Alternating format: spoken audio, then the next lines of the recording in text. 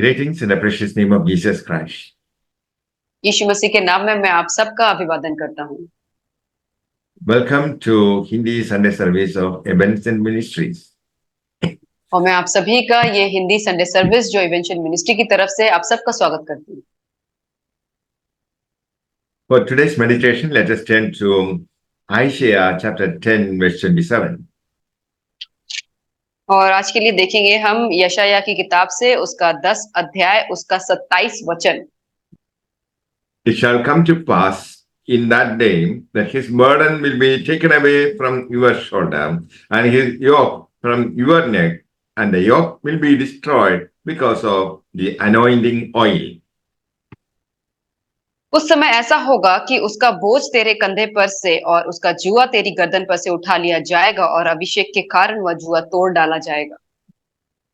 The yoke shall be destroyed by reason of the appearing of the anointed one, Christ. अभिषिक्त मसीह के प्रकट होने के कारण जो जुआ है वो टूट जाएगा। When Hezekiah was king of Judah, the people were taken as captives by Assyria. और जब हिजकिया जो था वो यहूदियों का राजा हुआ करता था, तब लोग असेरियन के द्वारा बंदी बनाकर ले जाया गए थे। They laid heavy burden on their shoulders.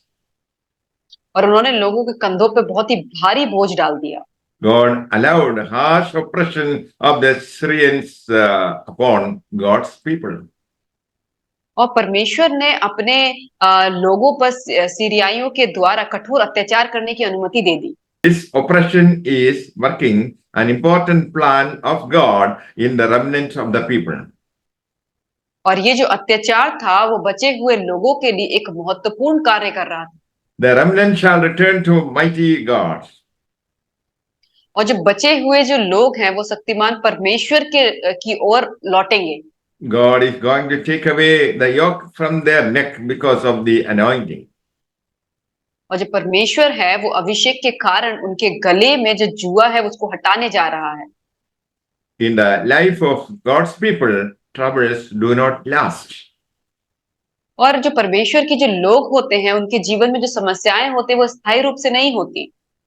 God is releasing you from the yoke of Satan to be yoked with Christ. और परमेश्वर आपको शैतान के जुए से मुक्त कर रहे हैं। Gospel according to Matthew chapter 11, verses 28 to 30. मत्ती रचित सुसमाचार उसका 11 अध्याय उसका 28 और 29 वचन। Come to me, all you who labor and are heavy laden, and I will give you rest. Take my yoke upon you and learn from me, for I am gentle and lowly in heart, and you will find rest for your souls. For my yoke is easy, my burden is light. हे सब परिश्रम करने वालों और बोझ से दबे हुए लोगों, मेरे पास आओ, मैं तुम्हें विश्राम दूंगा। मेरा जुआ ऊपर उठा लो और मुझसे सीखो, क्योंकि मैं नम्र और मन में दीन हूँ और तुम अपने मन में विश्राम पाओगे। Regardless of the situation, you come to Jesus for rest. और परिस्थितियां चाहे आपकी जो भी कोई भी कुछ क्यों ना हो, विश्राम के लिए आप यीशु के पास आए। People are struggling to be successful and to observe religious regulations. और लोग सफल होने के लिए नियमों और धार्मिक विधियों का पालन करने के लिए बहुत ही संघर्ष कर रहे हैं। The Lord's yoke is constrained by the word of God. और जो प्रभु का जो जुआ है वो परमेश्वर के वचन के द्वारा नियंत्रित है। For the helpless to be yoked to Jesus, God wants to write the word in our hearts. और असहाय लोगों को यीशु से जुड़ने के लिए परमेश्वर हमारे दिलों में वचन लिखता है। Jesus is asking to learn from him. और यीशु हमसे ये कहता है कि हम उससे सीखें। He is meek and lowly. और वो नम्र है, वो विनम्र है। He is meek, not resisting opposition. और वो बहुत ही नम्र है और वो विरोध का विरोध नहीं करता। He is lowly means no self-esteem. और वो विनम्र है, इसका अर्थ ये है कि उसके पास उसका कोई आत्मसम्मान नहीं है। Jesus wants you to take his yoke. और यीशु चाहता है कि आप उसका जुआ उठा लें। Everything of the enemy is destroyed because of anointing. और अभिषेक के कारण शत्रु की हर एक चीज नष्ट हो जाती है। Yoke of Jesus is easy and light. यीशु का जो जुआ है वो आसान है और हल्का है। Yoked with Christ, you can walk under the power of Christ. और मसीह के साथ जुड़कर आप मसीह की शक्ति के अधीन चल सकते हैं। You must come out of the captivity of sin and Satan. और आपको जो है वो पाप और शैतान की कैद से बाहर निकलना है। Some are living in the lies of Satan. और कुछ लोग ऐसे हैं जो उस शैतान के झूठ में जी रहे हैं। Christ is the truth. और मसीह जो है वो सत्य है। Yoke with Jesus, the truth.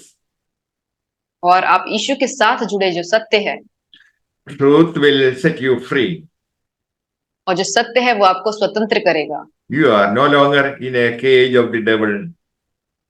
और आप अब शैतान के पिंजरे में नहीं हैं। We must not deviate from the true gospel which brought us to Christ.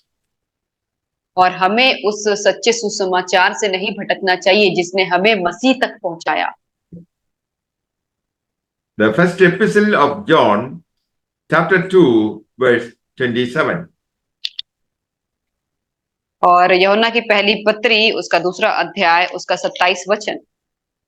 But the anointing which you have received from him abides in you, and you do not need that anyone teach you, but as the same anointing teaches you concerning all things, and is true, and is not a lie, and just as it has taught you, you will abide in him.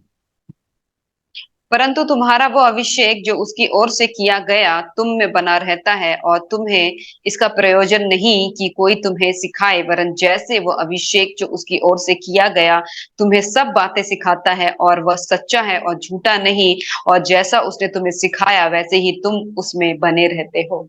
Jesus promised eternal life which we obtain by accepting Christ and what he did at the cross. और यीशु ने हमें जो है वो अनंत जीवन का वादा किया जिसे हम मसीह को स्वीकार करके और उन्होंने जो क्रूस पर किया उसके द्वारा हम प्राप्त करते हैं। Don't be deceived by false teaching or doctrines of devils. और झूठी शिक्षाओं या फिर शैतान के सिद्धांतों से धोखा ना खाएं। Anointing help us to ascertain if what we hear is scriptural or not. और अभिषेक जो है वो पवित्र आत्मा हमें यह जानने के लिए मदद करता है कि हम जो सुनते हैं वो आशित है या नहीं। Believer needs anything that is not already found written in the word. और विश्वासियों को ऐसी कोई भी चीज की आवश्यकता नहीं है जो पहले से वचन में नहीं लिखी हुई है। The Holy Spirit will guide us into all truth. और जो पवित्र आत्मा है वो हमें पूरे सत्य की ओर मार्गदर्शन करता है। What we are taught by the Holy Spirit regarding the word of God helps us to abide in Christ. और परमेश्वर के वचन के संबंध में पवित्र आत्मा द्वारा हमें जो शिक्षा दी जाती है वो हमें मसीह में बने रहने में मदद करती है। Galatians chapter 5 verse 1. और गलतियों की किताब उसका 5वां अध्याय उसका पहला वचन। Stand fast, therefore, in the liberty by which Christ has made us free, and do not be entangled again with a yoke of bondage. और मसीह ने स्वतंत्रता के लिए हमें स्वतंत्र किया है, अतः इसी में स्थिर रहो और दासत्व के जुए में फिर से ना जुटो। And the Lord bless you all with these words. Amen. परमेश्वर आपको इन वचनों के द्वारा आशीष करे। आमीन।